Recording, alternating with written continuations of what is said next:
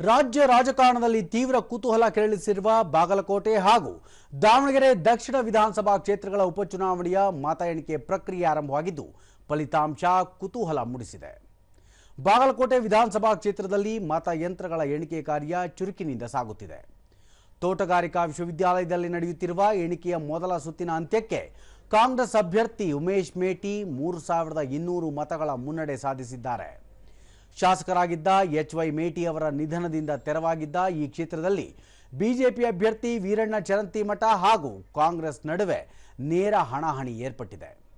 ಇಲ್ಲಿ ಒಟ್ಟು 14 ಟೇಬಲ್ಗಳಲ್ಲಿ 23 ಸುತ್ತುಗಳ ಎಣಿಕೆ ಕಾರ್ಯ ನಡೆಯಲಿದೆ.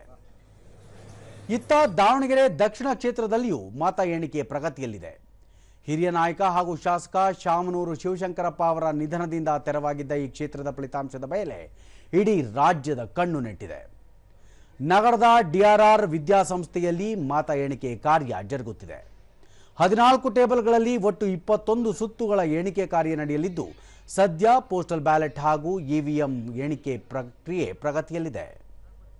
ಕಾಂಗ್ರೆಸ್ ಅಭ್ಯರ್ಥಿ ಸಮರ್ಥ ಶಾಮನೂರು ಮತ್ತು ಬಿಜೆಪಿಯ ಟಿ ಶ್ರೀನಿವಾಸ ದಾಸಕರಿಯಪ್ಪ ನಡುವೆ ತೀವ್ರ ಸ್ಪರ್ಧೆ ಏರ್ಪಟ್ಟಿದೆ. ಚುನಾವಣಾ ಇತಿಹಾಸದಲ್ಲಿ ಮೊದಲ ಬಾರಿಗೆ ಎಣಿಕೆ ಕೇಂದ್ರಗಳಲ್ಲಿ QR ಕೋಡ್ ಆಧಾರಿತ ಗುರುತಿನ ಚೀಟಿಗಳನ್ನು ನೀಡಲಾಗಿದ್ದು ಕಟ್ಟುನಿಟ್ಟಿನ ತಪಾಸಣೆಯ ನಂತರವೇ ಸಿಬ್ಬಂದಿ ಮತ್ತು ಏಜೆಂಟರಿಗೆ ಪ್ರವೇಶ ನೀಡಲಾಗುತ್ತಿದೆ.